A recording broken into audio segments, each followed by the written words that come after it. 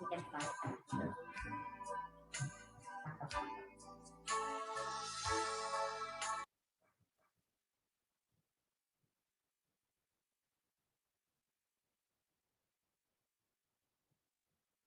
morning, everyone. Magandang umaga po. Thank you for joining us this morning in the second Webicon brought to you by the Cardinal Santos Medical Center, where you are a family. So I'd like to introduce myself. I am Dr. Regidor R. Incabo, your friendly interventional cardiologist. So in the next couple of minutes, I'm going to answer a few what is. So first, what is an interventional cardiologist? So interventional cardiology is a subspecialty of cardiology. We mainly deal on procedures such as angiogram and angioplasty. So we value your presence this morning. Now I know most of us are wondering what is a Webicon. So a Webicon is a term coined now because this event is a hybrid between a webinar and a press conference. So we started the first series on a minimally invasive surgery last January 27. It was well attended, and now we're doing the second run, now this time in the field of adult cardiology. We hope that with the support of our media partners, we acknowledge the great mileage you can extend to us, not only in terms of adding more people, but even multiplying a lot of people, a large number of people to encourage, empower, and to take important steps in improving their health, of course, with the help of their doctors. Now, there has been a long-running perception that cardiovascular diseases only occur among adults age 60, 65 and above. While aging causes changes in the heart and the blood vessels, which increases a person's risk of developing cardiovascular disease. But a great number of young people developing cardiovascular diseases dramatically is on the rise. So experts say this is due to poor lifestyle choices, such as a lack of exercise, being sedentary, poor eating habits, and vices such as smoking and even drugs. That is why it is vital that people learn how to identify and manage heart disease risk factors. Second, what are risk factors? So what risk factors are conditions that you might have which increases your chance of getting a cardiovascular disease. So traditional risk factors that we know of are things such as elevated cholesterol, elevated sugar, smoking, elevated blood pressure, and even family history of heart disease. In an effort to raise awareness about the different cardiovascular diseases that are becoming more and more prevalent, in the Philippines, this hospital, the Cardinal Santos Medical Center, is holding today a Webicon entitled, Where Do Broken Hearts Go? A Webicon on broken heart syndrome and other cardiovascular diseases you didn't know that you might have. Part of our advocacy at the Cardinal Santos is to make quality and innovative healthcare accessible to everyone by first educating them about the life-saving services that are available to them. So what is in store for us this morning? So for today's session, we will hear from our three excellent speakers. Apart from our experts, we'll also hear from one of our patients who have experienced the services and procedures that we will be discussing this morning. Hopefully, from this perspective, we can all learn about what truly matters when it comes to caring for one's health and well-being. After that, we'll open the floor for questions. We would like to ask everyone to please stay on after the open forum for our group photo op to commemorate this momentous occasion. And before we formally start, just a few reminders for this webinar. First, may I remind all panelists to mute your microphones during the session to avoid distracting our speakers. For our participants, please ask your questions by typing them using the Q&A function of Zoom so that we can read them for our speakers during the open forum. And finally, after the session, please take time to give us your feedback by logging on to www.menti.com using the code 9646513. I repeat, www.menti.com. Code is 9646513. You may also access the evaluation form, which will be redirected to you after the session.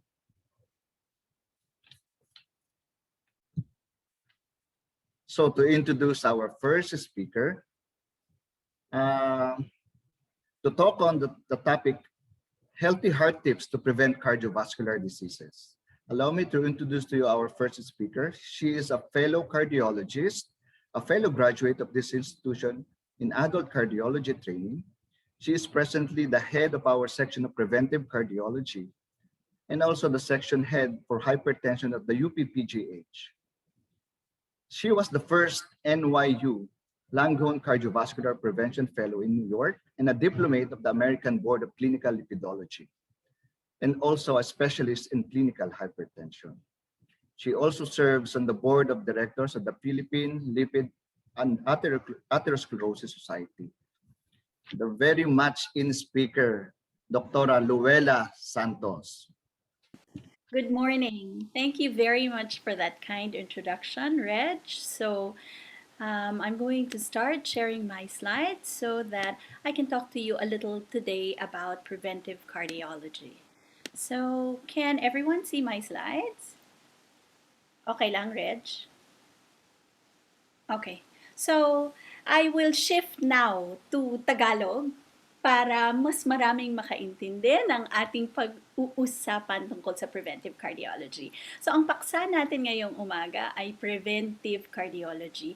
So pag pinag-uusapan natin ang cardiovascular disease o sakit sa puso, makikita natin base sa ating Philippine statistics noong 2018 na ang leading cause of mortality natin dito sa Pilipinas ay ischemic heart disease. Ang ischemic heart disease o bara sa ugat sa puso ang number 1 cause ng mortality. Pag pinag-uusapan natin ngayon ang bara sa ugat sa puso o tinatawag nating cardiovascular disease, gaya ng sinabi ni Dr. Encabo, maraming mga risk factors na nag-iimpluwensya ng pagdevelop ng cardiovascular disease. So ito ay nahahati sa tinatawag nating non-modifiable risk factors. Ito yung edad, kasarian, mga genetic disorders, history na dati nagka-event na ang mga pasyente. Itong non-modifiable risk factors, hindi na po natin mapapalitan yan. Ngunit merong mga risk factors na maari pa nating ayusin. Ito ang tinatawag nating modifiable risk factors. Paninigarilyo, sedentary lifestyle at diet na na-mention na, pagtaas ng kolesterol o ang tinatawag nating dyslipidemia, hypertension, alta presyon, inflammation, diabetes, at of course, obesity. So, itong mga modifiable risk factors, importante yan kasi nga sila po yung magko-contribute sa development ng cardiovascular disease. So, ang role ng isang preventive cardiology center ay pagtuunan itong mga risk factors o tingnan pansin itong mga risk factors na modifiable upang pigilan ang pagkaroon ng cardiovascular disease o ischemic heart disease na ating pinag-uusapan. So isa-isahin po natin itong mga risk factors na to. So dyslipidemia o pagtaas ng cholesterol. So marami na po kasi ngayong nag-order ng lipid profile. So importante ma-increase po yung awareness natin dito sa cholesterol. So pagka nag-order ng lipid profile, tandaan po natin na may mga components ang ating lipid profile na kahit anong pagtaas nitong mga components na ito, tumataas ang total cholesterol. So maraming mga pasyente ngayong natatakot kasi ang total cholesterol nila mataas. Pero importanteng malaman na hindi natin tinitreat ang total cholesterol. Tinitreat natin ang mga components. So, kailangan alam natin kung anong itong mga components na to. So, 3 bale yan sa lipid profile. Triglycerides, isa. HDL o good cholesterol, isang component, at ang ikatlong component, ang LDL o bad cholesterol. So simulan natin sa triglycerides. Ang triglycerides, nakukuha natin yan sa mga pagkain na may carbohydrates, gaya ng mga dessert, puting kanin, mga pasta o pansit, at syempre mga sugary beverages. Ang triglycerides, hindi natin gustong mataas yan dahil pag panay-panay ang pagtaas ng triglycerides, makaka-predispose yan sa diabetes o insulin resistance. So, ang gusto nating numero ng triglycerides dapat less than 150 milligrams per deciliter para normal siya. Pagka titingnan natin sa Pilipinas, medyo marami pong mga Pilipino ang mataas ang triglyceride level. So kalahati ng ating mga males, mataas ang triglycerides.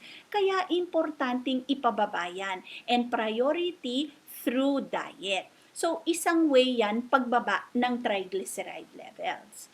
Ang HDL naman, nakaka-contribute yan sa pagtaas ng total cholesterol. Ang HDL, nakukuha natin sa mga pagkain na maraming good cholesterol, gaya ng nuts, abokado, at matatabang isda gaya ng salmon at taba ng tiyan ng bangus. So, ang good cholesterol, gusto po natin yan. Gusto natin marami tayong good cholesterol. Sa babae, ang numero na gusto natin for good cholesterol is above 50 milligrams per deciliter. Sa lalaki, above 40 milligrams per deciliter. Bakit? Kasi ang good cholesterol, nakakaprotekta yan against a heart attack or stroke. So, we want a lot of good cholesterol. Kung titingnan din natin sa Pilipinas, problema natin yung mababang cholesterol na yan kasi about a third of Filipinos have low good cholesterol. Ang third component po ng ating lipid profile, ang tinatawag nating LDL or bad cholesterol. Madali siyang tandaan kasi ang LDL, pwedeng isipin nyo na lang, lechon de leche. So, ang nakakatakot sa LDL or lechon de leche, siya po kasi yung nagbabara ng mga ugat natin sa katawan. So, kung titingnan nyo, ito po dapat ang normal artery. Over time, habang nagde-deposit yung mga taba o bad cholesterol, maari siyang magbara. Ito yung mga pinanggagalingan ng ating bad cholesterol. Processed food, gaya ng french fries, fried chicken, syempre sa Pasko, yung lechon de leche, hindi maiiwasan, at bulalo. So, yung LDL po na yan po yung pagka nagluto tayo ng bulalo, tas nilagay natin sa ref, yung nakukuha nating taba na nagsesettle sa taas po ng bulalo, yan po ang LDL. So, isipin nyo na lang po, yan yung nag-accumulate o nagkukumpul-kumpul sa lining ng arteries natin. Yan ang nagkukos ngayon ng atherosclerosis. So sa Pilipinas, marami ring mga Pilipino na may mataas na LDL cholesterol levels base sa ating data in the survey taken by the FNRI. Pero hindi lamang importante na malaman natin kung gaano kataas ang LDL o bad cholesterol sa katawan. Importanteng makita natin kung saan nag-accumulate at maaring magbara itong LDL cholesterol. So kunyari, sa utak nagbara, sa ugat ng utak nagbara ang LDL cholesterol, ito po yung tinatawag nating stroke. Sa carotid artery o sa leeg, maaring magbara din ang LDL cholesterol. Ito po ang tinatawag nating carotid artery disease. Alam natin na sa puso, pagka nagbara ang ugat, ito po ang tinatawag nating heart attack.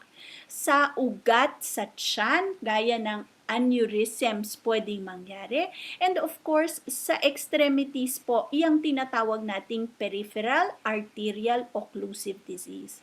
So, in a Preventive Cardiology Center, maari po naming ma-image gaya po ng carotid artery duplex scan, treadmill exercise test or even a nuclear thallium exercise test at pagtingin po ng mga periphery sa kamay o sa legs kung meron pong nagdeposit na mga cholesterol sa arteries. So, importante yan para makita natin kung saan ang atherosclerosis. Bakit po dapat nating makita to? Dahil po titingnan po natin kung kailangan nang mag-implement ng treatment. Base po sa ating local recommendations na pinublish na po namin last year, makikita po natin that in primary prevention, ito po yung mga pasyente na hindi pa nagka-stroke o heart attack. Pagka po lampas ng 45 years at merong more than 2 risk factors, pagka po ang LDL cholesterol nila more than 130, kailangan pong painumin na itong mga to ng statin therapy.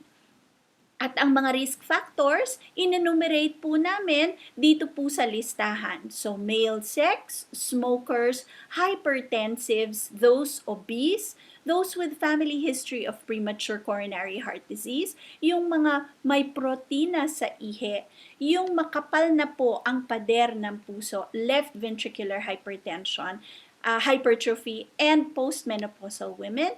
These particular patients have increased risk for cardiovascular disease, and so they should already be on statin therapy.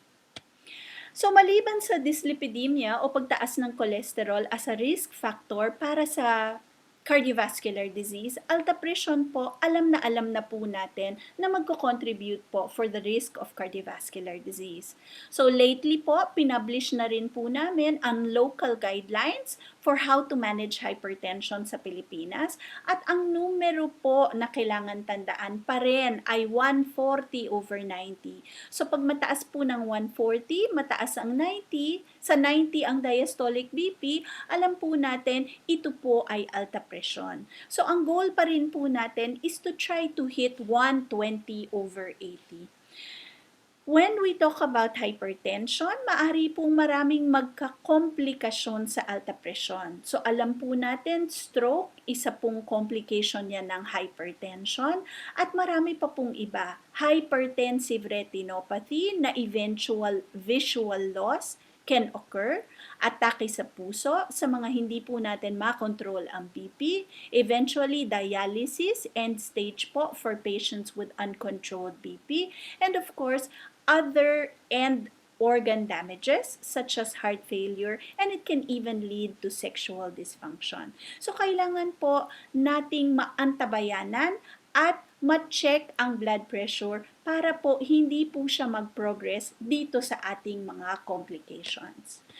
In a Preventive Cardiology Center, gaya po ng ino-offer ng Cardinal Santos, at 24-hour ambulatory BP monitoring na kada oras po na-check po natin kung ano ang BP ng isang pasyente sa loob ng 24 hours, maari pong makatulong para po ma-diagnose ang hypertension at para po makita ang response to therapy. So may mga pasyente po na kahit po nakagamot na para sa alta presyon, mataas pa rin ang BP. So nagiging diagnostic tool po ito para makita kung kailan sa isang araw tumataas ang presyon. Sa araw po ba o sa gabi? Meron din pong mga sanhi ng sobrang taas ng blood pressure na tinatawag nating obstructive sleep apnea. Na itong mga pasyenteng to sa pagtulog po, tumataas ang kanilang presyon, kaya po kinakailangan ma-sleep study na offer din po dito sa ating Preventive Cardiology Center. Pagka po na sleep study, pagka na-treat at na-diagnose ang obstructive sleep apnea, maari pong ma-control natin ng mas maganda ang blood pressure. Importante pong makita yan dahil po sa clinical trials, napansin po nila na ang obstructive sleep apnea o ang pagtaas ng BP sa pagtulog maari pong ma-predispose to sudden cardiac death. So, ang role ng preventive cardiology dito po ay ma-diagnose, ma-treat para po hindi umabot sa kapinsalaan yung mga pasyente na meron pong underlying reasons para sa kanilang pagtaas ng presyon. So, ang pinakasentro po o kalagitnaan ng preventive strategies, of course, diet at lifestyle modification. So, in a preventive cardiology center, meron po tayong mga nutritionists. Locally po, ang recommendations namin sa pinublish po naming guidelines, yung advocacy po ng FNRI for Pinggang Pinoy, that patients at any level of cardiovascular risk should be on a low-fat, low-cholesterol diet rich in fruits and vegetables. Siyempre po, ang mga pasyente na may alta presyon, recommended po ang DASH diet at low salt intake. Importante po ito dahil nga po lately marami pong umuusbong na mga fad diets na pag makikita po natin ang maling kaalaman tungkol dito sa mga fad diets, maaring mag-push sa mga pasyente na kunyari mag-gorge sa crispy pata, sisig, lechon, thinking na ito po yung kinakailangan, for example, for ketogenic diet. So, importante po talaga na may gabay na nutritionist at doktor, lalo na kung ang pinag-uusapan natin proper diet and lifestyle modification. So, ito rin po ang pinublish namin tungkol sa ketogenic diet na hindi po enough ang ebidensya para po sa mga pasyente with normal weight and overweight individuals for weight reduction. So one of the roles of a preventive cardiology center is to be able to guide patients through the right diet to be able to lose weight if weight loss is the goal. Siyempre po, ehersisyo or active lifestyle, gaya ng sinabi ni Dr. Encabo, importante. So we have a rehab center that will help in patients with a complete weight loss program to be able to lose weight for primary prevention. So, ang mga gabay na ito ay nakakatulong sa pag-iwas o pag-develop ng cardiovascular disease. Pinaka-importante po siya para po hindi tayo nagkakaroon o magkakaroon ng pinsala na stroke o heart attack. So, ang kagandahan ng preventive cardiology ay to be able to prevent or pag-iwas ng actual event of stroke or heart attack, to be able to identify and modify these risk factors prior to an actual event. So, according to the American Heart Association and the American College of Cardiology, a team-based care approach is an effective strategy for the prevention of cardiovascular disease. And this is one of the options to be able to control cardiovascular disease being offered by the Preventive Cardiology Center in Cardinal Santos Medical Center. Thank you.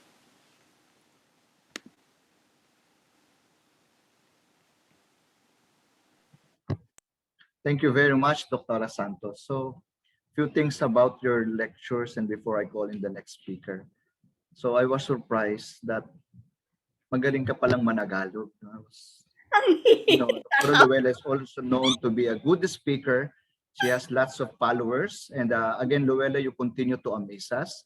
And I must point out that those clinical practice guidelines that she mentioned, isa po siya sa mga author niyan. In fact, yan din po yung guidelines na ginagamit namin mga doctors, no, in terms of managing our patients. So, and thank you for loosening up this morning's mood nung nagtagalog ka kasi mauubusan ako ng English. Thank you, Luella. So let's move on to the next speaker to talk on the topic, my achy, breaky heart.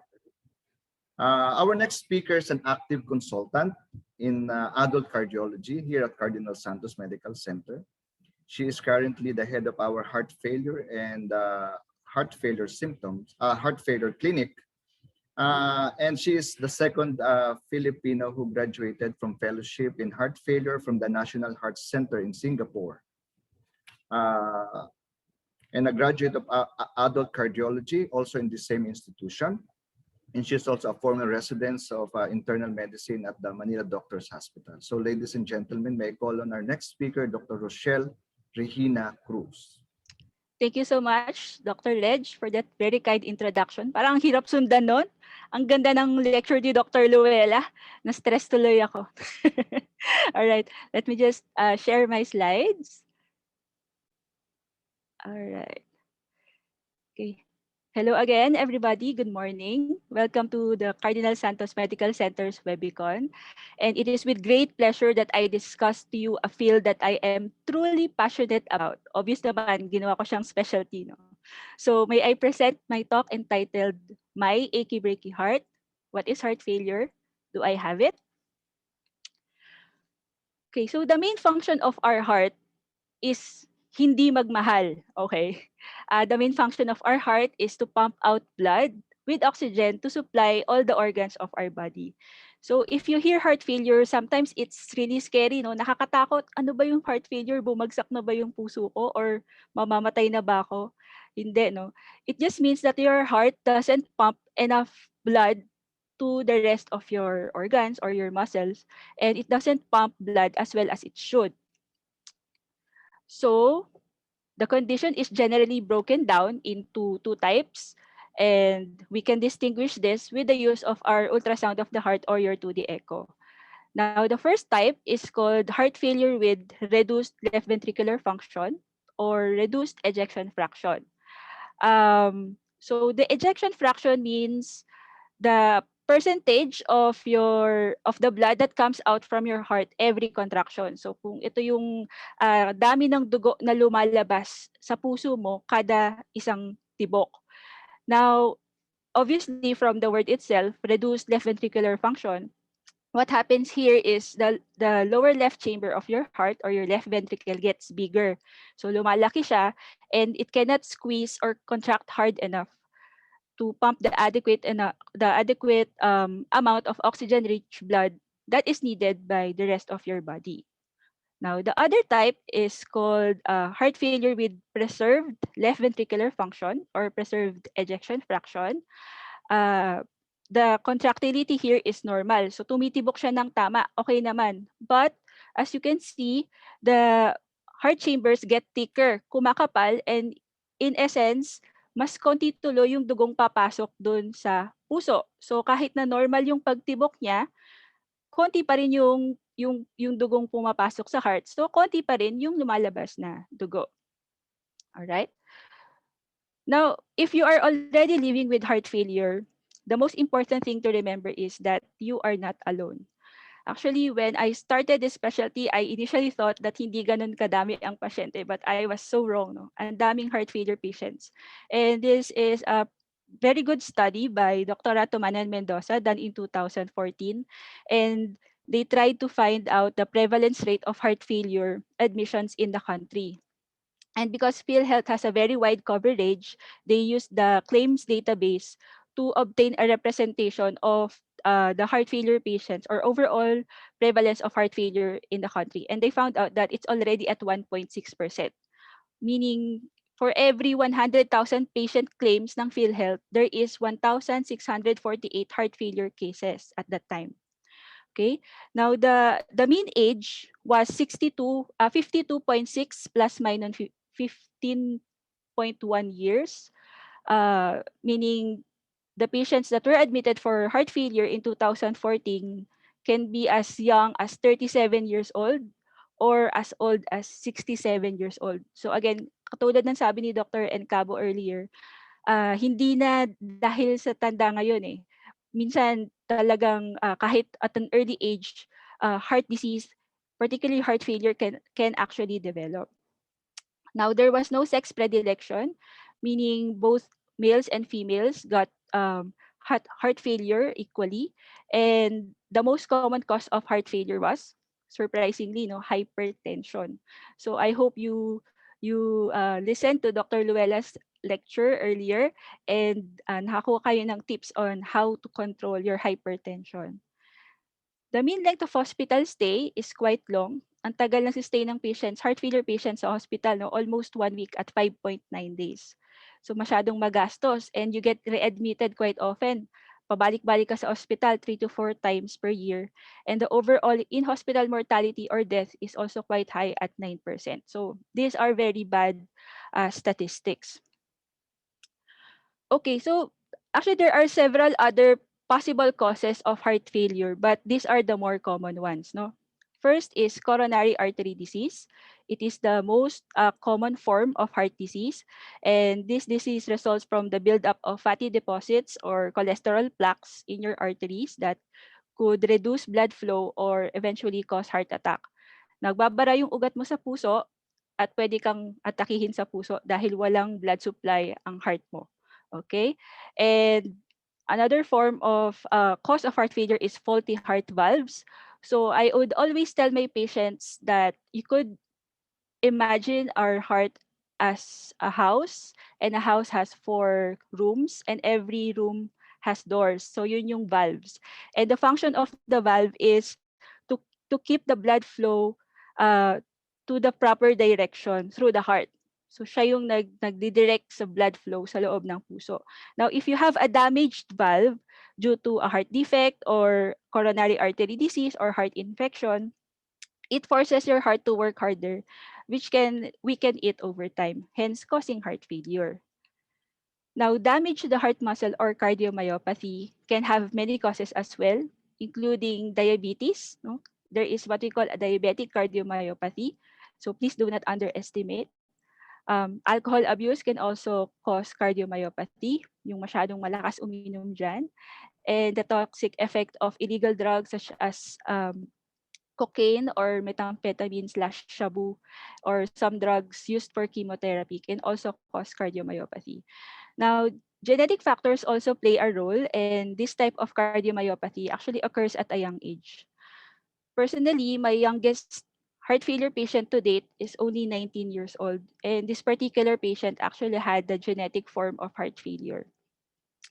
Now, high blood pressure, again, this is the most common cause of heart failure in the country according to the study that I have mentioned earlier. No? So what happens is if your blood pressure is high, mataas yung pressure mo sa mga ugat mo, your heart has to work against this high pressure. Kailangan mag-pump siya against that high pressure to circulate blood throughout your body. And over time, this extra exertion can make your heart muscle too stiff or too weak to effectively pump out blood. So please, if you have hypertension, especially if it's uncontrolled, seek medical help. Okay, so when your heart fails, you can have the following symptoms. No? But basically, yung mga sintomas ng heart failure, it happens because if your heart cannot pump the blood, ang tendency niya, babalik siya sa baga mo. And ang endpoint, malulunod yung baga mo ng tubig. So, ang usual symptoms would be shortness of breath, hinihingal yung patient, no? Or minsan inuubo, minsan nagwi-wheezing, parang hinihika. Ang pananakit ng dibdib or chest pain can happen if if the cause of your heart failure is the coronary artery disease or yung pagbara ng mga ugat or heart attack. Pwede rin kumabog yung dibdib mo or rapid or irregular heartbeat can also happen. Minsan nawawalan ng gana yung patient, no? And kahit na wala silang gana, lumalaki pa rin yung tiyan nila at nag-rapid weight gain pa rin sila. All of this is because of the fluid retention. Dahil nga masyadong maraming tubig na naipon sa katawan, hindi napapump out ng maayos ng heart. You could also have difficulty or feeling breathless when lying down.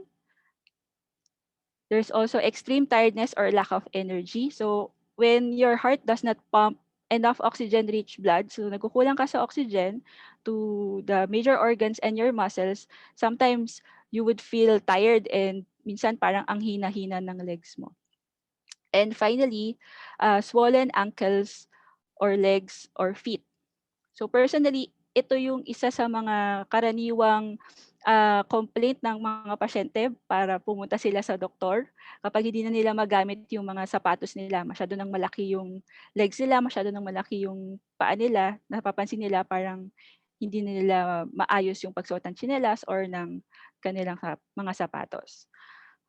Okay, so a single risk factor may be enough to cause heart failure, but a combination of factors also increases your risk. Actually, this is the third time that I will be showing this now. Una si Dr. Encabo and then Dr. Luella, but still, again, the risk factors for heart failure are family history of heart disease. Minsan, na nakakainis, sana lupa na lang yung pinamana sa atin ng mga magulang. Pero wala tayong choice, no? These are non-modifiable risk factors. Hypertension is also a risk factor of heart failure. Obesity, advancing age, and also excessive alcohol drinking may also put you at risk to develop heart failure. Having diabetes increases your risk of having coronary artery disease and also high blood pressure. Lifestyle factors such as smoking and lack of activity may play a significant role. So lalo na ngayong pandemic, no, most of the time the gyms are closed, no, we don't have enough activities. Medyo tinatamad tayo sa bahay, so that would actually put you at risk also for heart failure. And again, sleeping disorders. This was discussed by Dr. Luella already, or the inability to breathe properly while you sleep at night. So what happens is there would be low levels of blood oxygen, and this would increase the risk of abnormal heart rhythms. And both of these conditions uh, could actually cause heart failure.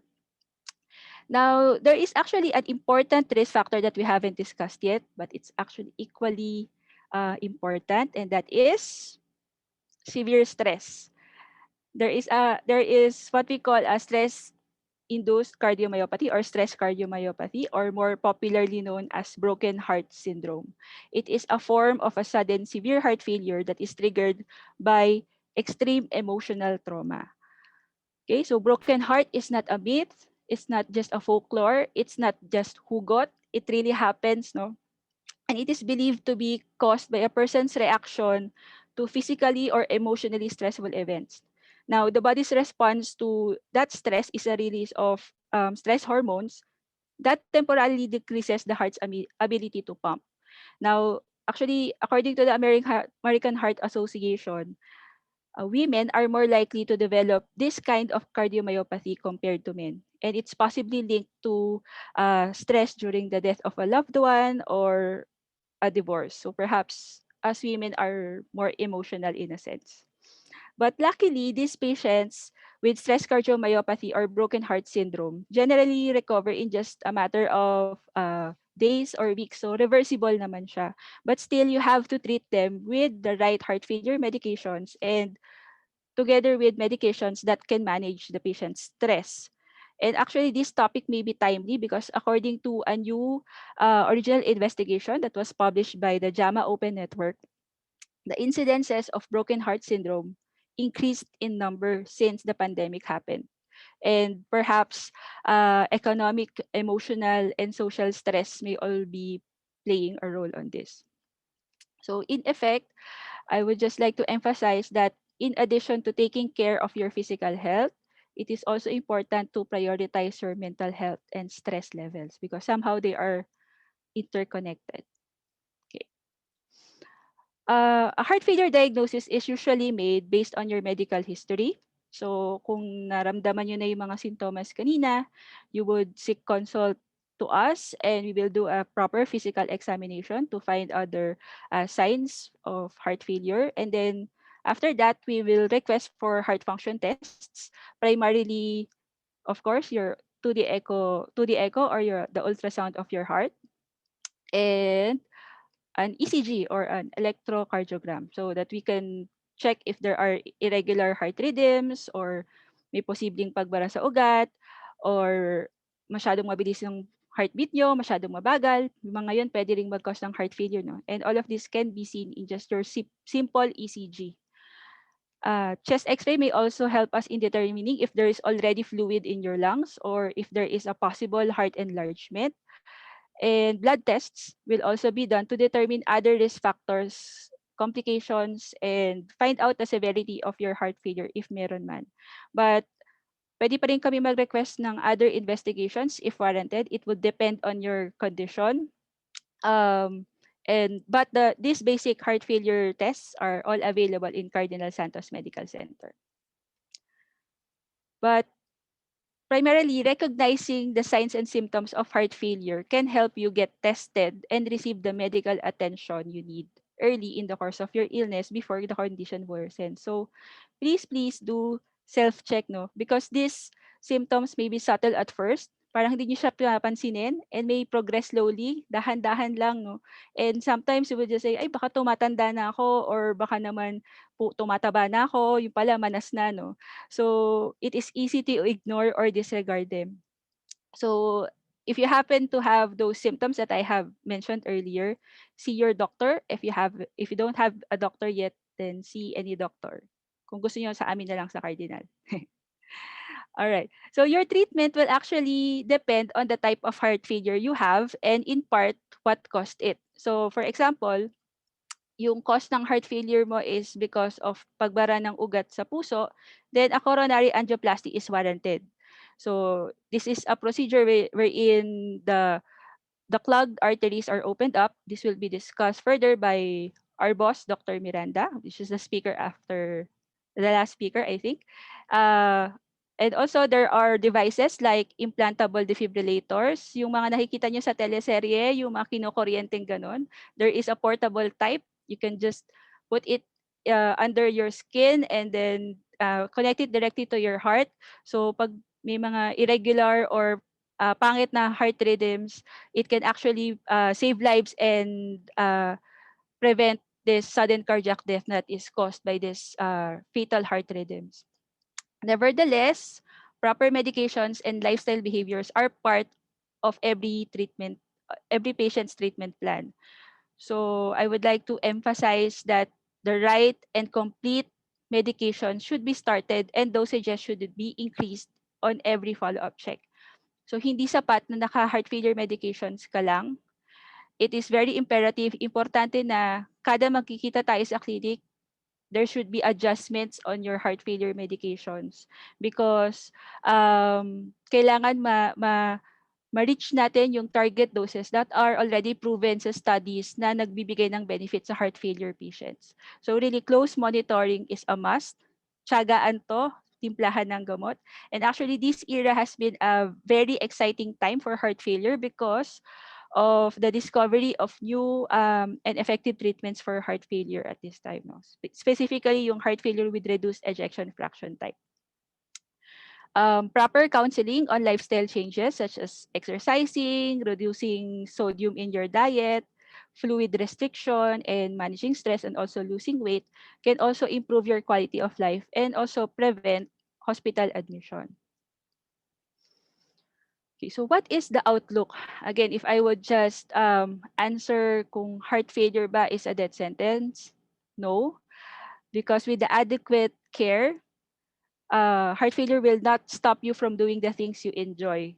Your prognosis or expectations for the future will actually depend on how well your heart muscle is working. So, you don't have, kailangan hindi ka mag-antay na malala na tsaka ka magpapakita sa doktor because timing is very critical, no? Especially if yung cause ng heart failure mo is pagbara ng ugat, baka in the long run, hindi na mare-reverse at kahit nabuksan natin yung ugat, etc. No?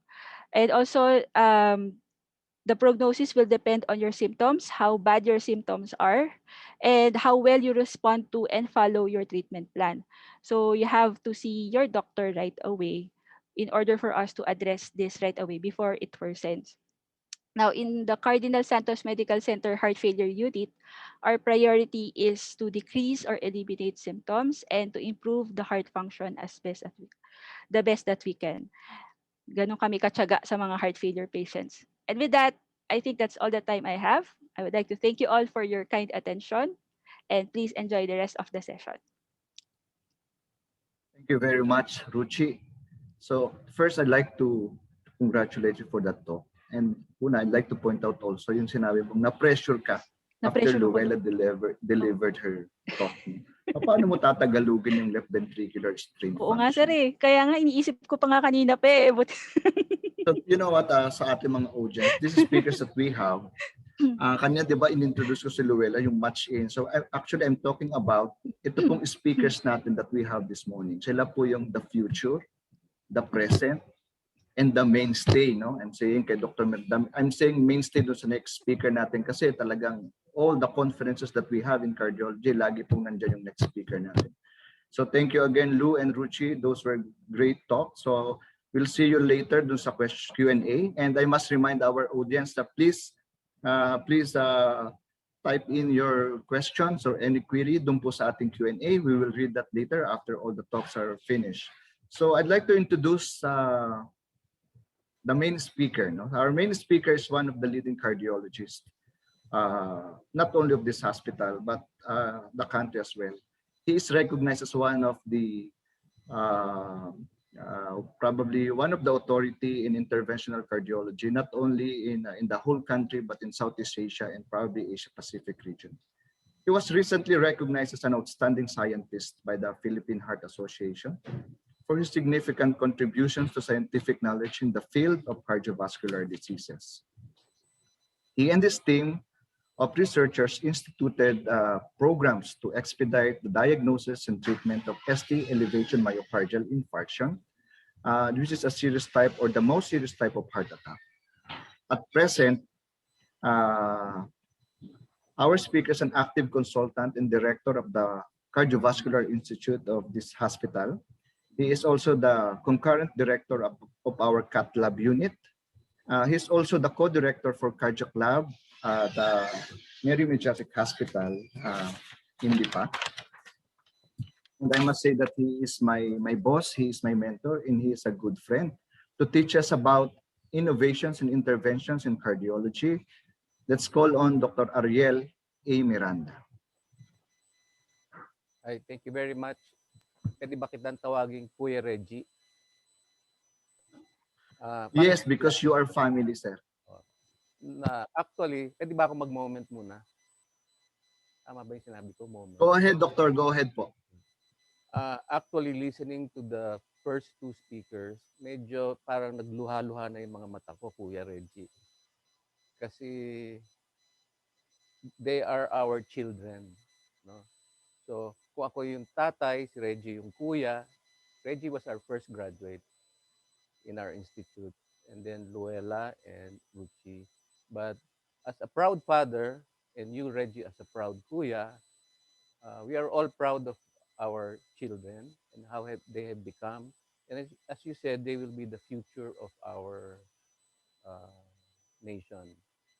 So, yun lang moment ang gusto kong sabihin. Pwede ba akong umiyak ng konti? Thank you, sir. We appreciate that. But Reggie said that I am probably the oldest. Thank you for not saying the oldest, ha? Ano sinabi mo? I am the mainstay. You're the mainstay. You've been there for a long time. So parang sinabi mo na rin na ako yung pinakamatanda. But, you know, it has its advantages. Kasi habang tumatanda ka, nakikita mo yung evolution. When I came back in 1990, the field of cardiology, especially interventional cardiology, was just beginning, not even blossoming. It was like a baby. It had its difficult first steps, but now it is really considered as a mainstay in the treatment of heart disease. And I could see the evolution also, unfortunately, of heart diseases in the country. So in my first slide, you will see, tensya na kayo, technology to, hindi ko naintindihan. So, kung makikita nyo yung first slide ko, it's really very alarming. Do you know that heart diseases is going down in Western countries, but it is actually increasing in Asian countries? And unfortunately, pag tinignan mo yung statistics, 120 out of every 100,000 Filipinos have heart disease. They die from heart disease. And of all the deaths in the Philippines, 1 in every 3 is due to a heart condition. Tinalo pa natin ang Malaysia, 115, Singapore, 91, Thailand, 73, and Brunei. And why is that so? I think it's a combination of two things. Number one, our lifestyle. And that's why I like to emphasize the importance of the talk of Dr. Luella, because the last doctor you would want to see would be an interventional cardiologist. Ibig sabihin doon, napabayaan na yung sakit mo. So, parang sa mekaniko ng kotse, hindi mo pinatignan, ngayon pupunta ka na sa talyer para ipaayos. Instead of having your 5,000 preventive maintenance, pinabayaan mo. No? And second, the second reason I think is because of poor education in the country and poor delivery of services. As what Reggie had said, because of the importance of heart attacks as the main killer of Filipinos, we decided to do a pilot study in the province, in the countryside. Bakit sa countryside? Kasi number one, mas pangit ang services sa country, mas limited ang services. And number two, in that particular spot in Batangas, in Lipa, there was only one cath lab. So, madaling, and everybody in the community knew each other. So it was very easy to do a pilot in that place. No? And what did we find out? Number one, despite the fact that patients present with typical symptoms, masakit na nga yung dibdib nila, pinagpapawisan na sila, ayaw pa rin lang pumunta sa ospital, takot silang pumunta sa ospital. And there are many reasons why patients are afraid to go to the hospital. Number one, they are afraid of being confined, staying long, and spending a lot in the hospital. Not knowing that if they treat the heart attack very early, then there is a very, very good chance that the heart will recover completely. In our survey, the survey of the Philippine Heart Association, 3 out of 4 patients will complain of very typical symptoms: chest pain radiating to the jaw, to the shoulder, to the left upper arm. But they would procrastinate. Hindi sila pupunta sa doktor. And in the survey, again, it took 6 hours before they finally went to the hospital. Pag kinompare mo yun sa Malaysia, for example, or Thailand, where patients go to doctors very quickly if they have a problem, 2 to 3 hours lang, ando na sila sa ospital. Sa Philippines, 6 hours bago pumunta yung pasyente. And what is the importance of delaying? Number one, if you would consider the heart attack as a fire, nasusunog yung bahay mo, di ba gusto mo dumating ka agad yung bumbero? Di ba? Nagagalit ka kung kunyari, ang tagal-tagal bago dumating ng bumbero. Ganon din kami. Pag ang pasyente dumating medyo late na, siguro mabubuksan namin yung ugat, mapapatay natin yung apoy, pero malaking damage na ang nangyari. No? And if that happens, then the next course will be you will eventually see Dr. Cruz kasi magkakaroon ka ng heart failure. So it's really very important for our countrymen to recognize that symptoms of heart failure should not be taken, heart attack should not be taken very lightly. So if you have a problem, you're starting to experience chest pain, think immediately of seeking help and finding out if you really have a heart attack. No? Now, what can we do if you have a heart attack? Now, a heart attack is usually brought on by a blood clot, and that blood clot usually occurs in the setting of fatty deposits. So kung marami na yung fatty deposits, nai-irritate na yung blood, so nagbabara na yung ugat. No? And it's an emergency because there is a sudden cessation of blood flow. Wala nang dumadaloy na dugo dun sa heart na yon. Kaya para siya napakasakit. Parang cramps yan eh. Pero i-multiply mo by 1,000 times yung sakit na yon. No? And if you come in on time, we will be able to extract the blood clots. And I have here on the picture on the right, you could see actually the blood clots that we are able to extract during the procedure of angioplasty. Makita nyo para siyang tube, ano? Pahaba kasi it follows the contour of the artery.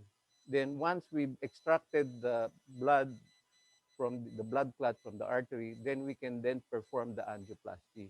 Paluluwagin namin yung ugat, tapos lalagyan namin ng stent para hindi siya mag-collapse ulit. So this life-saving procedure is present in many places in Manila, but only very few places across the country. So I think there are only 4, correct me if I'm wrong, Reggie, because you have the data at the PSCCI. Less than 50 pa lang ang cath labs ng Pilipinas. Kalahati ng cath labs na yun nasa Manila. And then the rest are scattered throughout the Philippines. So if you would imagine, if there are maybe 60 million adult Filipinos, you could just see the disparity in the distribution of healthcare. Now, uh, one particular important thing why patients also do not want to go to the hospital is because they know that they will spend a lot of money. No? Hindi po biro magkasakit sa heart. Kaya again, I would like to stress the importance of preventive cardiology. That's why we are really going to strengthen that section of preventive cardiology kasi napakahalaga po ng role niya in keeping the nation healthy. Now, in the society, hindi naman kami natutulog. No? We are finding ways and means, and Dr. Incabo is a participant in this endeavor. Do you know that PhilHealth only provides a very small amount in the treatment of heart attack? No? Mas malaki pa yung nakukuha ng mga ibang sakit. And that's why a lot of Filipinos, it takes them a long time to decide. Nasa ER na nga, nag-heart attack na, hindi pa makapag-decide kung papayag siya magpa-angioplasty. Kasi iniisip nila yung gastos. No? And based again on our survey, there is such a thing called catastrophic health expenditure. Ano po ang ibig sabihin nito? It is when the family incurs an expense equivalent to 40% of its annual income. I'm not talking about an individual patient, family. Kasi sa atin, di ba pag nagkasakit ang isa, damay ang buong pamilya. And in our survey, do you know that 80 to 90% of families will experience a catastrophic expenditure if they have a heart attack? And that is why we are trying to uh, make sure that PhilHealth, in partnership with the Philippine Heart Association, in partnership with the Philippine Society of Catheterization, would be able to come up with a package that will be able to address this problem. So that pagkapunta nila sa ER, ang sasabihin na lang namin dun sa patient, sagot po kayo ng PhilHealth. And in that way, I hope that we can reduce the number of Filipinos dying of heart disease, reduce the number of Filipinos uh, developing heart failure. So yun lang po ang mensahe na gusto kong ipaabot sa inyo. Thank you. Thank you very much, Dr. Miranda. Thank you for giving us a clear picture of what we have locally.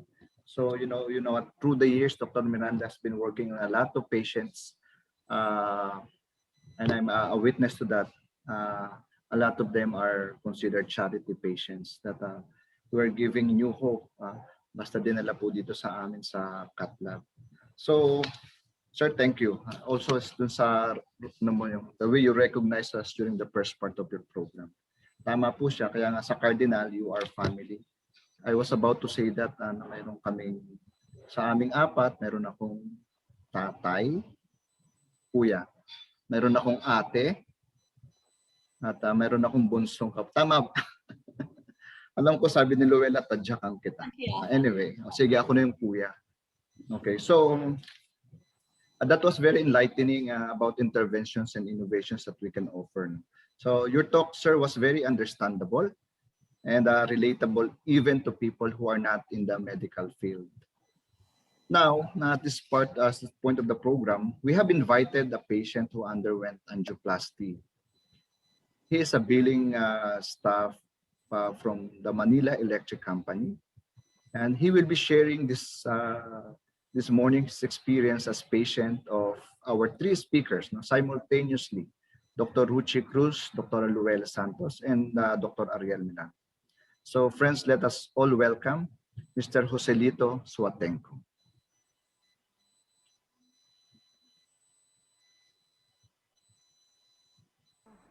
Good morning, I'm Lito Vishwatenko, 55 years old, living in Maranday, Valenzuela City. I'm currently working as billing staff in Meralco. I'm happily married with two daughters. I've been leading a busy but fulfilling life. Most of the time, bahay to office talaga ako. Pero whenever I have free time, nagre-relax ako by playing my guitar. It's one of my passions in life, music. Aside from that, I used to be physically active. Talagang nag-exercise ako. I lift weights, jogging, play badminton on weekends. Minsan we have to go fishing whenever there's a chance. At mahilig din akong mag-try ng food sa iba't ibang lugar. Kaso minsan I tend to eat a lot of fatty foods high in cholesterol. Meron ding occasional drinking kasama ang relatives or friends. Sometimes I forget that our family has a history of being prone to high cholesterol and heart problems. It was November 4, 2017 when I felt tightness in my chest. So I decided na magpa-check up sa nearest hospital. They did some tests, one of which was ECG. At sinabi sa akin na it's possibly a heart attack. They gave me some meds to lower my blood pressure. However, kulang equipments sa kanilang facility, so they advised me to transfer to a different hospital. The first hospital that came to mind was Cardinal Santos Medical Center. Narinig ko na magaling sila at handling these kinds of medical situations. And mas advanced ang kanilang technology, kaya dito ako nagpadala. Upon arriving, they immediately brought me to the ER to do some tests. At dito nakita na may bara ang aking puso. With Dr. Ariel Miranda supervision, sa araw din na yon, hindi po sila nag-hesitate at nag-perform agad ng angioplasty sa akin. As for my meds, it was Dr. Lourdes Santos who was prescribing and monitoring my progress. After a year, I thought everything was going well. I neglected some of the advice that my doctors gave me. Bumalik ako sa aking old lifestyle. Eating unhealthy food, stress, even lifting heavy weights. It was around August of 2019. Karamdaman ko ng weakness, exhaustion, at may swelling din. I went back to Cardinal Santos Medical Center for follow-up checkup. At that time, the doctors on duty were Dr. Ariel Miranda and Dr. Rochelle Cruz. I was confined at the hospital for 6 long days. Kinailangang i-drain ang tubig sa aking katawan caused by heart failure. I was in a very challenging period of my life. A lot of adjustment need to be made. I had to sacrifice the things that I love doing, like exercising and sports. Isa sa pinakamahirap na adjustment was changing my diet. I had to completely shift to eating a healthy and balanced diet. Wala na rin pati ang occasional drinking. Mahirap. I can't begin to imagine kung ano ang posibleng nangyari sa akin kung hindi pa ako agad nagpadala sa Cardinal Santos Medical Center. Pero lahat ng yan, I got through it. Nalagpasan ko lahat. I got healthy and stronger with the help of my doctors. And of course, hindi ko magagawa ito without the help and support of my loving wife, who was with me every step of the way. With God's help and prayers, I started to feel better. Bumalik ang aking appetite and I don't easily go out of bed anymore. Dahil sa mahusay na doktor ng Cardinal Santos Medical Center, na gaya po ni na Dr. Ariel Miranda, Dr. Lourdes Santos, at Dr. Rochelle Cruz, ako po ay gumaling at nagbalik sa normal na buhay. My advice for all the patients who are in the same situation, Huwag matakot, magpakonsulta agad sa doktor. Always follow your doctor's advice. Start a healthy lifestyle, especially during these trying times. It is true that prevention is better than cure. Huwag po nating antayin na may maramdaman tayo bago magpa-check up. Maraming salamat po.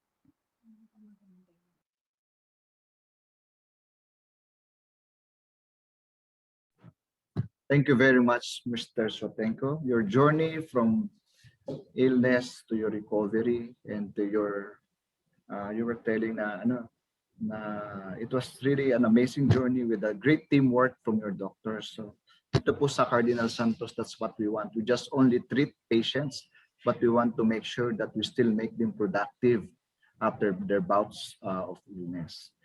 So now we come to the most important part of the program, especially for our audience. Nandito na po tayo sa Q&A. So ang dami na pong pumasok na questions. I try to answer some of them kung kaya ko. But of course, we have our panelists this morning to answer those. Pero before I read one of those questions, I'd like to ask muna dun sa ating speaker, especially our first speaker. Meron po bang edad kung kailan masasabi na this is the best time na mag-seek ng cardiac consultation? Okay, so is there any precise or definite age na kailan tayo magsisilong magpatingin sa puso? Dr. Santos, please. Great question. So, pagka tinitingnan natin talaga ang primary prevention, importante na malaman natin kung kailan ang onset ng cardiovascular disease, no? Kaya kung titingnan natin ang international at saka local recommendations, ang cutoff age na ginamit natin sa ating local guidelines are 45 years old. Ang basihan niyan kasi tiningnan namin sa populasyon at nakita namin ang prevalence o ang simula ng pagtaas ng cardiovascular disease nasa mga 45 years old. So ang recommendation natin locally at 45 years old, lalo na po ang males na mas mataas ang risk for cardiovascular disease, ito po yung mga times na magsisimula po silang magpa-check lipid profile, annual treadmill exercise test.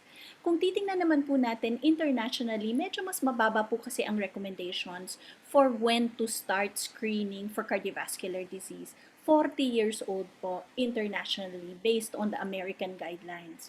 So dito po sa mga edad na 40 to 45 years old, ito na po yung mga kailangan po yearly nagpapacheck na po tayo. Kasama na po dyan ang cardiovascular evaluation gaya ng full fasting lipid profile at yung ibang blood tests natin. Kasama na rin po dyan ang screening with an annual treadmill exercise test. Great question, Reg. Thank you, Lou. I'd like to ask Ruchi naman, but before I'd like to give way muna dito sa Q&A, no, sa tanong. I think this is can be readily directed to Ruchi. So this is from Mr. Rogelio Sadian Jr. Is skip beat an indication of problem in the heart? Okay. Medyo common yan, no, sir? Masyado tayong maraming nakikitang mga premature beats sa ECG. Well, actually, magde-depend yun, sir, Mr. Rogelio, kung gaano kadalas yung skip beats na nakikita natin.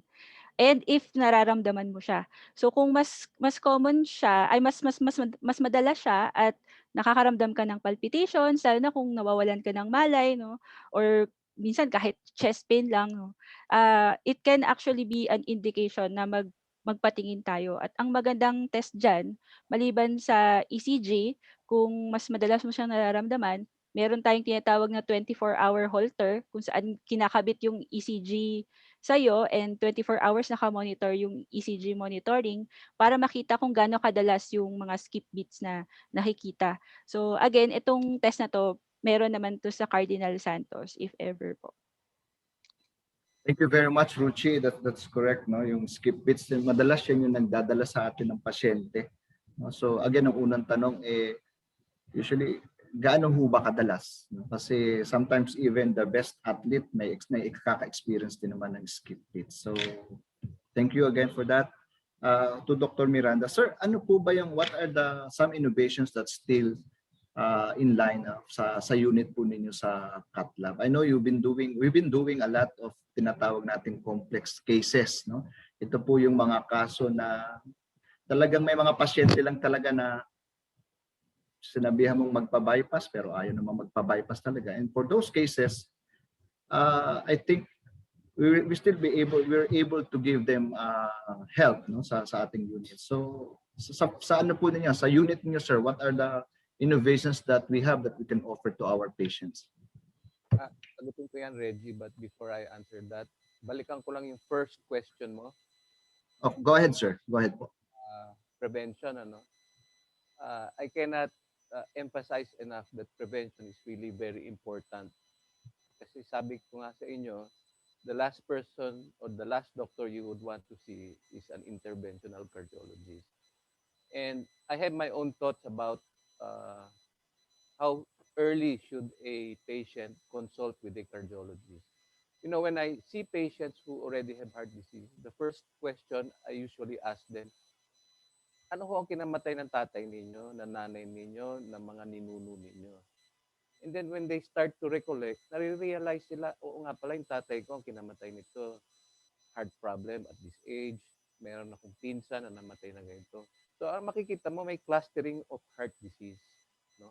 So, the reason why I ask them that is because I want to impart to them that malaki ang role ng genetics. Yung usually, pag kumonsulta yung patient, kasama niya yung anak niya eh. Di ba? Ganoon naman tayo, no? So, habang kinakausap ko yung tatay, nakatingin ako doon sa anak. So, para sinasabi ko sa kanya, oh, narinig mo yon, mag-ingat ka.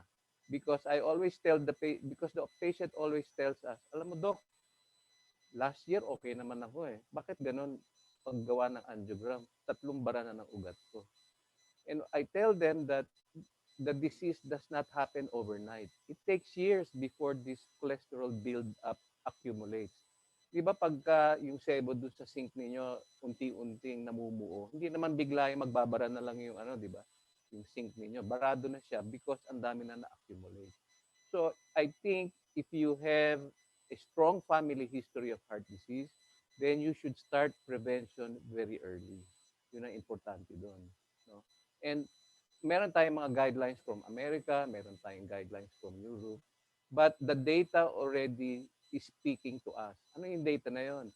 Mas mataas ang prevalence ng heart disease sa Philippines ngayon kaysa sa anywhere else in Asia, and it is even higher than in America. So yung guidelines nila, pang-Amerikano. Yung guidelines natin, dapat i-modify natin as to what the data shows.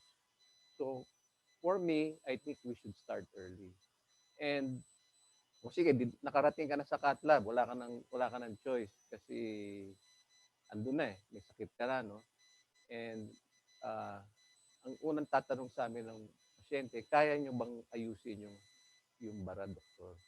And fortunately, because of advances in technology, the success rate of an angioplasty can be as high as 99% in simple cases and could be as high as 90% in complex cases. Of course, wala naman taong gusto magpa-opera, no? But fortunately, in angioplasty, the recovery is very quick because hindi ka naman binubuksan sa dibdib. Eh. It's only a very small, para ka lang nilagyan ng IV line and through that small incision, doon namin pinapadaan yung aming mga gamit. No? In fact, you'll be amazed at the depth of technology now that we have in interventional cardiology, which is really the leading edge in innovation in cardiology. No?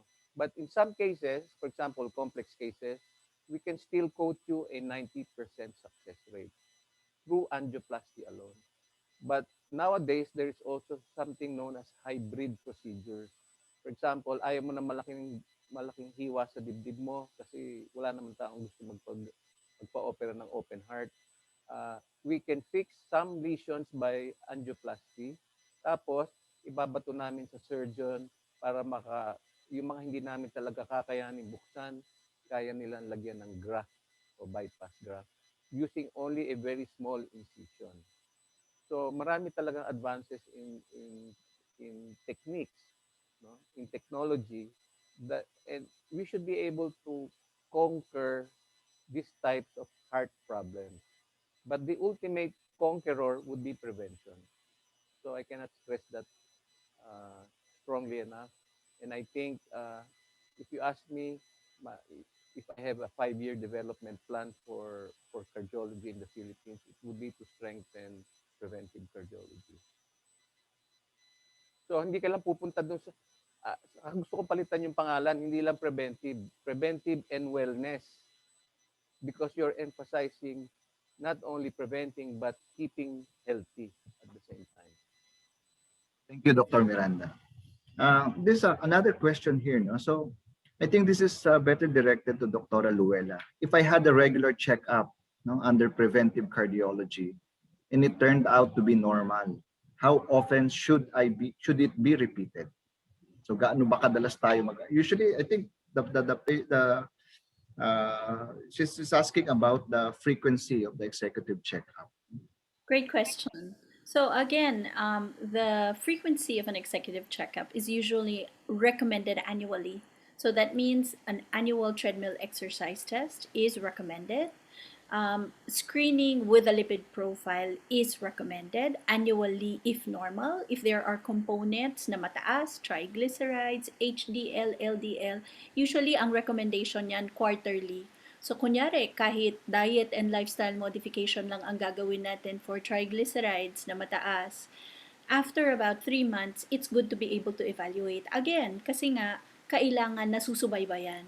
So it's important to be able to check on those. But the executive complete checkup, inclusive of a treadmill exercise test, is going to be annually. Thank you, Lou. So again, to emphasize, no, whatever findings na significant dun po sa yung executive checkup, and these are the things that worth to be followed up. No? Hindi naman kailangan yung sinasabi ni Dr. Santos na after 3 months, uulitin mo. So ECU or executive checkup, kaya nga annual ng executive checkup. So another question, naku, tricky to I think this is directed to Dr. Cruz, no, to Ruchi. Can heartbreak actually lead to a heart attack? Wow. Mention mo kanina yan. may hugot, sir. Ayun. Dapat, actually, yung broken heart syndrome or stress cardiomyopathy, doc, ang most common presentation mo nun would be chest pain. So madalas yung nakikita natin, it can be misdiagnosed as heart attack eh. Yung heartbreak, if magpupush ka to a heart attack, pwede rin kasi parang emotional stress yon, and sometimes no, pag under emotional stress ka, bibilis yung heartbeat mo, and then talagang initially meron ka ng baradong ugat sa heart, pwede pwedeng mag-cause ng heart attack. Pero kung ang pina-pertain ni Madam po ba, Doc? Pili ko babae yung nagtanong. It's an anonymous question. Anonymous, okay. Okay, si Anonymous na nagtanong, yung heartbreak, it can cause stress cardiomyopathy, but yung type na yon is different from heart attack yon. Parang gano'n. Pero kung yung heart attack na particular yung sinasabi niya, yung baradong ugat na nagkokos ng walang flow dun sa heart muscle, pwede because of yung mga effects after that stress because of the heart attack. Because of the heartbreak. Ang hirap sagutin, Doc, di pa ata ako nag-heartbroken. Char, joke lang. I agree. Siguro dapat kay Dr. Santos natin din. No? Parang hindi rin, Doc, eh. Tingin ko sasabihin ni Dr. Santos, wag kang mag-boyfriend. So anyway, I think another aspect of this, I think it can still lead, no? Pero the chance is parang very small, no? But that yung sinasabi mo na, di ba, stress-induced cardiomyopathy. Because, when those patients with cardiomyopathy, sabi nga ni Dr. Ruchi, it will still recover soon. Pero ayaw mong maabutan yung mga tinatawag na fatal arrhythmia, no? Yung kadalasan yung dahilan, yung kinamamatay nila, no? Yung nag-iiba-iba yung pintig ng puso. No, during the time na mahina yung puso mo, because your chance of recovering from that is of course mas mahina, no, kumpara dun sa somebody with a good heart. Correct. Okay, so ito anonymous question na naman, is feeling of heat on the nape a sign of a heart problem? At parang yung nape heat, warmness, pain, usually ina-associate yan sa di ba, sa hypertension. Dr. Santos? Yes. So, ang kaibahan ng high blood pressure o alta presyon, merong mga symptoms kasi ang high blood pressure, no? One of which is these knee pains na nararamdaman. So, can you hear me? Yeah, go ahead, Lou. Go ahead. So, pagka mataas ang blood pressure, one of the signs that patients really feel are knee pains. Kuminsan, panlalabo ng paningin, nahihilo. So, ang mga pasyente na may high blood pressure, merong warning signs when their blood pressure is elevated. So, itong knee pain na to, pagka nararamdaman nyo yung knee pain, importante pa-check po kayo ng BP para makita natin kung within normal pa po siya. And again, the magic numbers for blood pressure is 140/90. Thank you, Lou, for that. So, lagi nga nilang sasabihin, Doktor, parang uminit yung ganito ko, sumakit yung ulo ko, bumigat yung saan. Lagi ko nilang sinasabi na somewhat yung mga pasyente na may nararamdaman at mataas ang BP, parang magpasalamat na lang kayo because of that, it led you to a doctor because a lot of hypertensives, wala namang nararamdaman. Di ba? Actually, Reg, lagi nga nating sinasabi sa mga pasyente, di ba? Pagka wala kang nararamdaman at ang BP mo 200/100, ibig sabihin, hindi na masyadong maganda yan kasi sa sanay ng katawan mo na makita yung mga matataas na BP, hindi na siya nagko-complain. So, mas gusto nga natin yung mga pasyente na may mga simptomas kasi ibig sabihin, hindi sanay yung katawan nila. Otherwise, senyales sa atin na matagal na maari silang may high blood na hindi lang naaagapan kaya wala ng simptomas na nararamdaman. Sa lecture nga ni Dr. Ruchi, di ba, yung hypertension is the most common cause of heart failure. Ayaw mong umabot sa heart failure. Gusto mo kay Luella ka lang lagi, ayaw mong pumunta kay Ruchi. Kaya lang minsan, Luella will send you to Ruchi and Ruchi will send you to Dr. Miranda. Ganun na nangyayari. So, I think this question is for all of us. How is CSMC ready for the treatment of cardio cases? So I think this relates to the present situation. You have been leading in COVID treatments. Does this affect your capacity to accept patients with other ailments? So, anybody from our panelists? Dr. Miranda, sir. Bago ko sagutin yan, pwede ko bang balikan yung mga ibang... Yes, sir. Please. This pertains to all other speakers. If you want to comment on some other questions, please go ahead. Sir, go ahead po. Innovations. Actually, maraming innovations in cardiology, hindi lang sa cath lab. In fact, hindi ko na nga masundan yung literature sa dami ng innovations. For example, in the field of preventive cardiology, sila Luella, marami sa inyo nahihirapan magpababa ng cholesterol, di ba? Sabi, Doc, nagda-diet na ako, umiinom na ako ng gamot mo, natatakot na ako baka maapektuhan yung liver ko. But there have been certain breakthroughs just in the past few years na pwede na natin pabagsakin yung cholesterol ninyo. So do not lose hope. And then for Dr.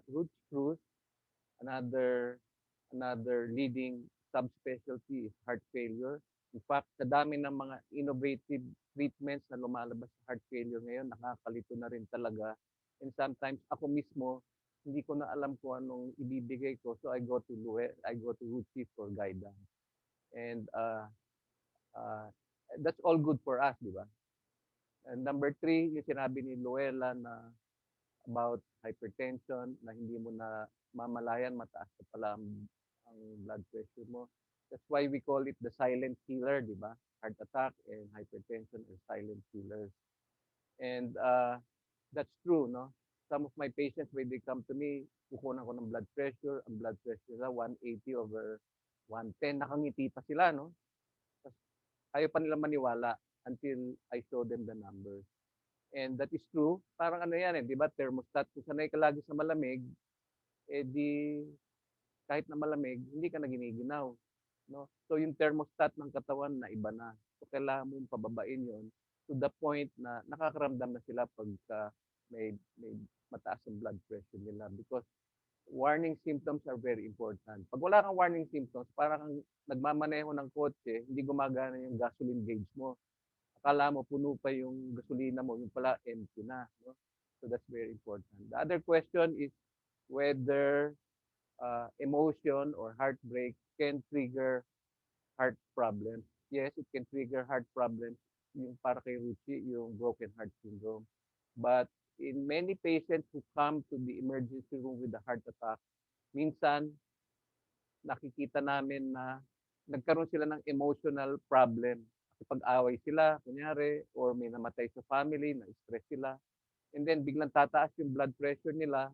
Pero kung dati na sila may baradong ugat, that extreme elevation in blood pressure can be significant enough to cause an obstruction in the artery. Mapupunit yung lining ng artery, mas magkakaroon ng blood clot, o kung hindi, mapupunit yung ibang arteries and magkakaroon ng parang aneurysm. Now, with regards to the question about the pandemic, we are very careful about, how would you say this? Yung minimum health guidelines. No? Lahat ng mga tao sa hospital naka-face mask, naka-face shield. Sometimes they even go to level 4. Number 2, hindi ka naman basta-basta makakapasok sa hospital kung hindi ka na may screening procedures kami. Then we practice social distancing. Pag nasa loob kayo ng cath lab, hindi kayo pwedeng dikit-dikit. And if you're going to have a procedure, we require you to have a swab. At kung may bantay kayo, dapat may swab din. So we need to protect each other from this pandemic.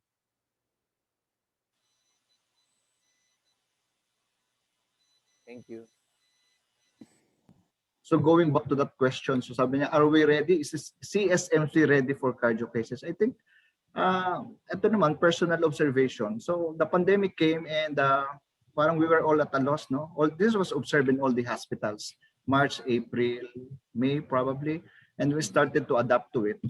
Ang lagi kong sinasabi sa mga pasyente, I think as early as probably September, October, yung all patients, the same patients that we used to see before the pandemic starts to come in, di ba? So there was even a time na we needed more rooms for our non-COVID cases. So presently, sa Cardinal po, we have 3 wards for COVID cases. But for probably 5 months now, there's only 1 ward that is operating, meaning meron pong 2 ward na naka-reserve lang, which we cannot convert into a regular ward because this is under the guidelines ng IATF ng COVID. So COVID cases there's still some COVID cases, but much less than what we used to see probably until July last year.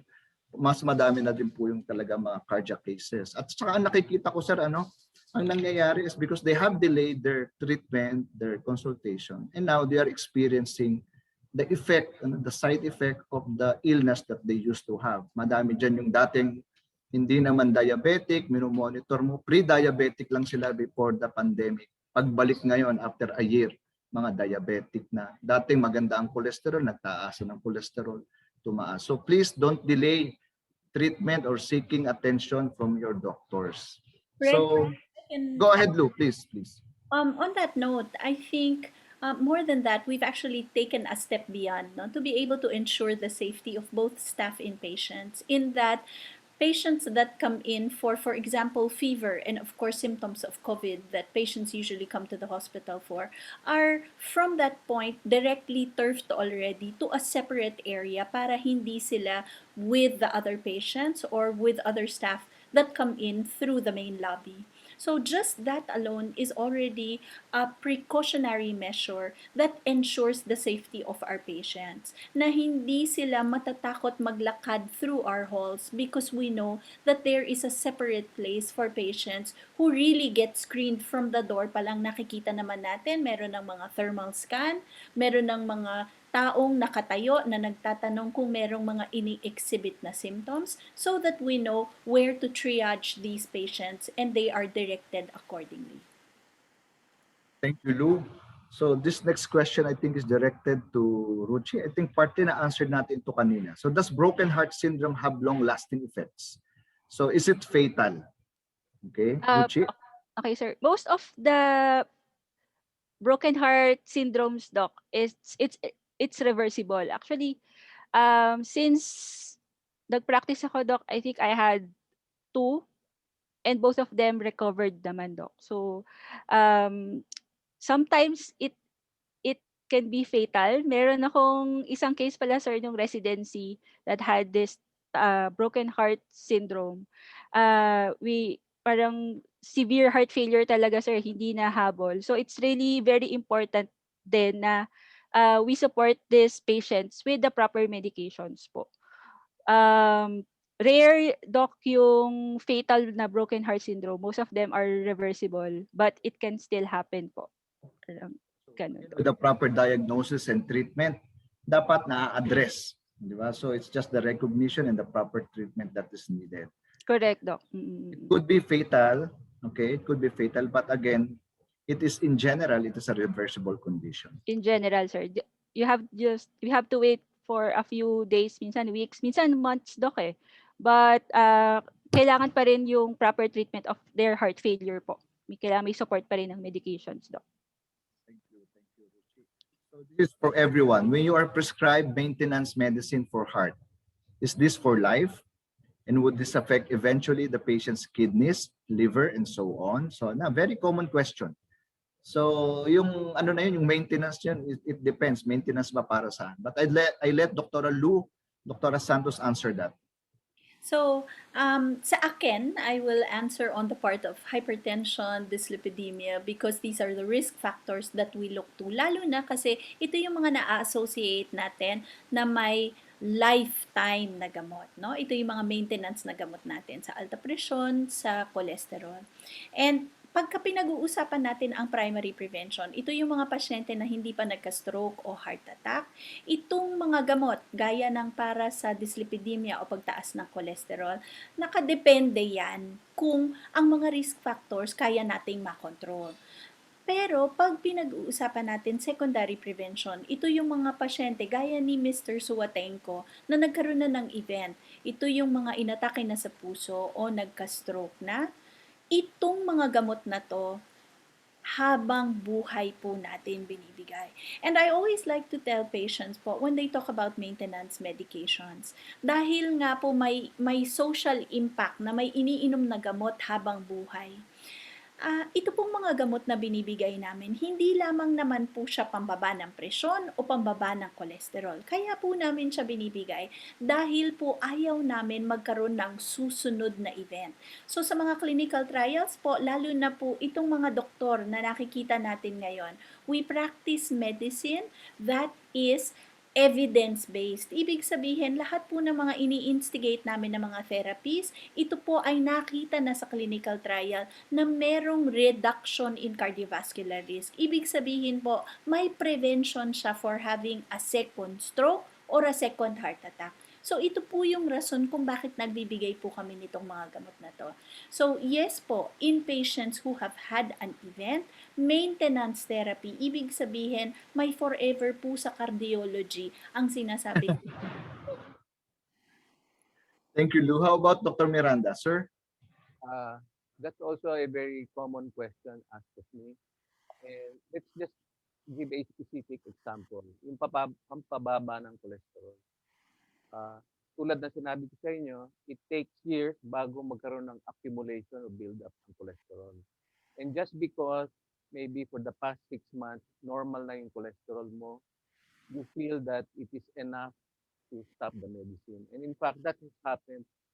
Unfortunately, during the pandemic, for example, matagal na wala yung mga pasyente. And then pagbalik nila, nagtaas na naman yung cholesterol nila. Ang sabi nila, Doc, normal na yung cholesterol ko eh. Kaya tinigil ko na.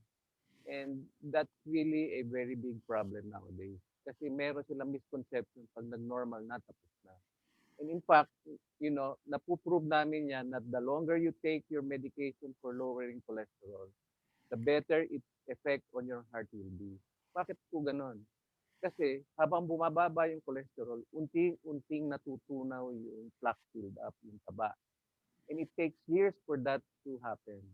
So, may mga patients na ayaw magpa-angioplasty pero willing uminom ng gamot. Sabi, Doc, okay lang, huwag mo ako angioplasty. Basta I will make sure that I will take my medicine regularly and I will maintain it for a long time.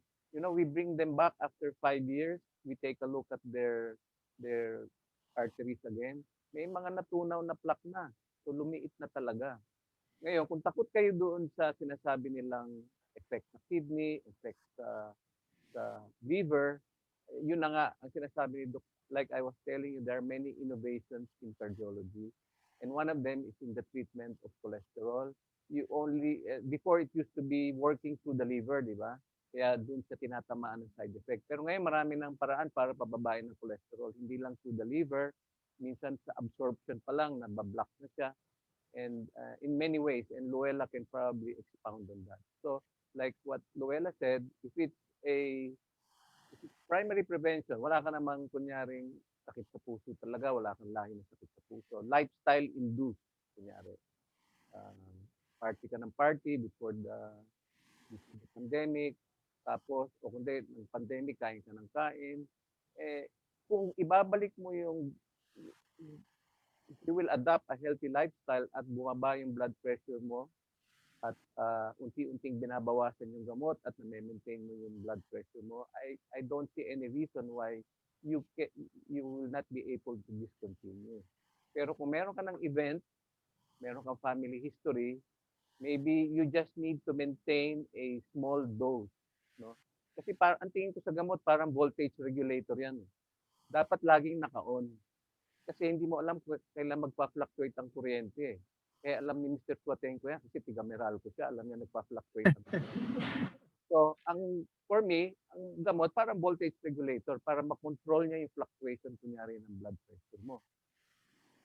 Sir, tsaka Reg, dagdag ko lang doon. So, when we talk about, for example, hypertension, yung mga gamot natin sa high blood na habang buhay natin iinumin. Ang clinical trials, ang nagpapakita sa atin, nagpo-protect pa nga siya, no, for development of kidney disease. So, ang mga may alta presyon na hindi natin makontrol, alam natin dialysis ang isang side effect, end stage na kinakatakutan natin. Ang nakita natin, itong mga gamot na maintenance therapy, gaya ng mga RAS inhibitors, alam natin that protection pa for the kidneys ang binibigay niya. So, it prevents patients from having to go into dialysis. So, para lang po lahat tayo nandito rin. Si Mr. Vishwatenko kasi nakikinig. So, sir, sa tagal niyo pong uminom na ng gamot, and I'm sure you have a lot of medications on board dahil nadaanan mo na kaming tatlo, si Dr. Miranda, si Dr. Cruz, at ako. Ano po ba ang take mo dito sa mga pag-inom ng gamot? Nahihirapan ka po ba? Na ngayong alam mong habang buhay niyo po iinumin, ano po ba yung encouragement mo na iniinom siya araw-araw knowing that you will have to take this for the rest of your life? Mr. Vishwatenko? Good morning. Sa ngayon po, medyo okay na yung aking pakiramdam dahil sa mga ayos na mga gamot na nilagay ko sa akin. Okay na po, maayos na po. Salamat po.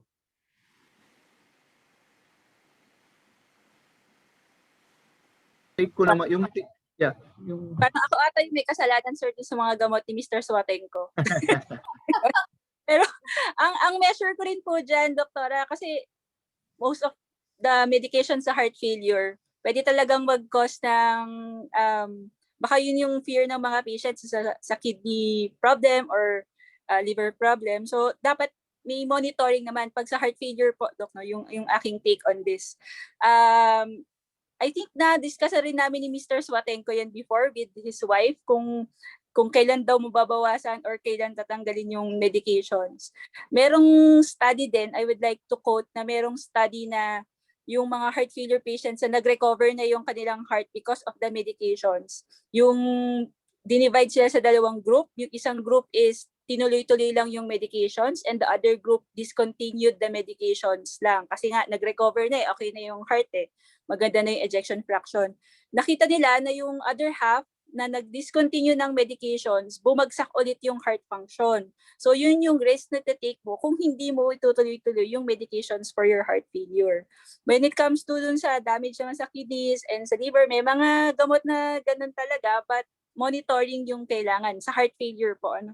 But ayun, I would like to quote again si Dr. Luella na meron din namang medications that could actually protect your kidneys din. So, magpatingin na lang rin po sa doctors. Yung take ko naman dun sa issue na yun, yung does the medicines affect your kidney? So, usually naman kagaya nung, ang usual concern lang naman sa mga pasyente natin yung kasi ang matagal na iniinom talaga yung sa hypertension at saka yung sa cholesterol, di ba, Dr. Santos? So, That's also the reason bakit mayroon kayong series of tests. No? Kaya ubalik kayo after 3-4 months and then we will do again the test. Kasi just by doing those simple tests, nadidetect naman namin yon. At saka yung pong gamot naman sa cholesterol, pag initial na binigay sa inyo, if you will react to it, malalaman naman po kaagad ng doktor ninyo yon. And then your doctor also will tell you na, okay, baka hindi yan ang bagay sa iyo, it's change. And the fact na you've been on that medicine for a while, let's say 2 years ko nang ininom, Doc, the fact na umabot ka ng ganun, ibig sabihin, safe siya talaga sa liver mo. Okay, so don't worry about it. Mas nakakatakot pa po yung mas masisira ang kidney ninyo na hindi pag-inom ng gamot, lalong-lalo na sa hypertension at sa diabetes, ay masigurado pong masisira ang kidney ninyo because hypertension and diabetes, sila po yung 2 leading causes of dialysis. Hindi ba? Yung mga out of control na blood pressure, out of control na sugar. Okay, so again, let me go back to, alam mo, may isang question dito na gusto ko sanang i-reserve for last. So, pero anyway, sabihin ko na rin, yung po bang vaccine is safe for patients na may cardiac problem? Okay, anyone who would like to answer this? Or let's give our opinion to this. Umauna na ako kasi I'm part of the task force, di ba? So you know what? Even before the first vaccine came, yung Sinovac, ang lagi kong sinasabi sa mga pasyente ko, Doktor, ano po ba ang magandang vaccine? So usually ang sinasabi ko, ano po ba yung vaccine na bagay sa akin? So usually ang lagi kong sinasabi, get whatever vaccine is readily available. As long as wala kang previous severe reaction to the vaccine. Ano po ba yung severe reaction? Yung doktor, nabigyan ako dati ng bakuna sa flu, hindi ako nakahinga. No? Nahirapan akong huminga and I was needed to be intubated. As long as wala kang ganung reaction, I think vaccines are generally safe, no, for the general population. Okay, so what's your take on this, Dr. Santos? Agree. So we know that the only contraindication to getting this vaccine is a hypersensitivity reaction to it. So gaya po ni Reggie, pagka po nasa task force, alam nyo po na pagkababakunaan nyo ang isang pasyente, ang haba-haba po ng listahan ng mga components ng bakuna. So pagka binasa nyo po at nakita nyo merong isang component doon na dati nagka-reaction kayo, yun po will be the contraindication to getting the vaccine. Pero wala pong gamot, wala pong kondisyon that really contraindicates your getting this vaccine to date. So ito po yung alam natin. Okay. So how about Dr. Miranda? Actually, Sir, magpapabakuna ba kayo? So, okay, naantay ko nga. I know hindi ka na ano sa Sinovac. Pasok pa din. Okay, sir. Actually, ang tanong kung may heart condition ka, magpapabakuna ka ba? Pero pag binalikan mo yung datos, no, sino ba yung mga unang nagkasakit ng malubha dahil sa COVID? The elderly, those who had heart disease and heart condition. So actually, mas lalo ka dapat magpabakuna kung may heart condition ka. Kasi you are at greater risk. So yun lang po ang idadagdag ko sa discussion. The higher the risk, the more benefits you get from getting a vaccine. How about you, Ruchi? I agree, sir. So, kung meron kang heart condition, that makes you a priority for the vaccine. Kasi nga, kapag nagkaroon ka ng COVID, mas severe yung nakikita naming cases ng mga patients na mayroong heart condition. So, yes, you should go for the vaccine. Kung natatakot naman dun sa allergic reaction, meron naman tayong protocol, di ba, sir, na pag in-injectionan mo ng vaccine, they have to stay pa sa vaccination site para ma-observe natin for any allergic reaction. So, ready rin naman ng Cardinal Santos sa kunyari nagkaroon ng pangit na reaction talaga, yung emergent na case, ready yung emergency room natin to address these cases din, sir. So ako, yes, it's safe. It's okay to get the vaccine, though. Ang dami pang tanong dito sa ating Q&A, but due to time restraint, no, I have to wrap up. So dun sa ating 3 speakers, Dr. Luella Santos, Dr. Ruchi Cruz, Dr. Ariel Miranda, thank you very much to our media partners. Thank you for being with us this morning. So Dr. Santos discussed about the preventive aspect of cardiac diseases. That is very important. know when to have your checkup, know what to test for yourself, and be in command of your own health. And Dr. Cruz naman discussed the broken heart syndrome. Yes, there is such a thing as broken heart syndrome, but these are generally preventable. And this broken heart syndrome is different from the cardiac illness or heart failure conditions that's secondary to yung mga ischemia, yung mga pagbabara ng ugat. And for those type of heart failure and cases, we have the expertise of Dr. Miranda in the cath lab of the Cardinal Santos Medical Center. So we form. Mr. Vishwatenko, thank you very much, sir. Yeah, we have to thank our special guest. Sir, kayo po ang special guest namin this morning, Mr. Jose Vishwatenko. Thank you very much for making your presence felt with us this morning. So we formally conclude this morning's Webicon. So this would not have been possible without the collaboration of different departments in our hospital, our media partners, and most of all, our valued patients and guests. Thank you so much, everyone, for making our second Webicon a success. To our speakers, Dr. Cruz, Dr. Santos, and Dr. Ariel Miranda, as well as Dr. Vishwatenko. Thank you so much for spending your time in making this second Webicon series happen. We hope that we were able to enlighten and motivate everyone to never delay your medical treatment as we ensure everyone's safety in providing world-class medical care. So the question is, so where do broken hearts go? So well, you can, sabi nga ng mga staff na kasama ko dito, Doc, you can go to Sagada or somewhere where you want to be healed.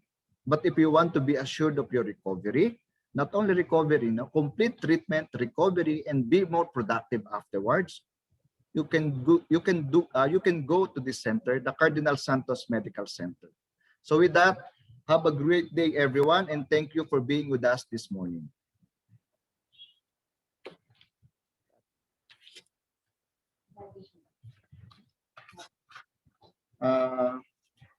Let me remind you that this Webicon experience by logging on to www.menti.com, inputting code 9646513 to evaluate this session and let us know your suggestions and comments and recommendation by going to this link. This can be found on your screen, and you may also access the evaluation, which will be emailed to you shortly. Before we finally end, we will be promoting everyone to be panelists, so you may open your videos and turn on your camera for our photo op. So please, everyone, please turn on your camera.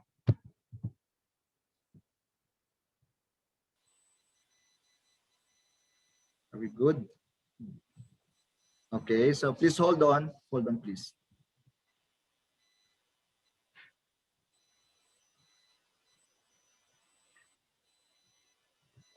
Okay, so we're just completing the photo op, all the panels.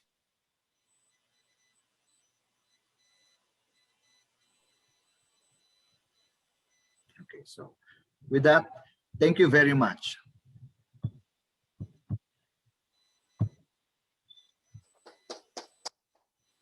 Thank you, doctors, and thank you, Mr. Vishwatenko. Congratulations.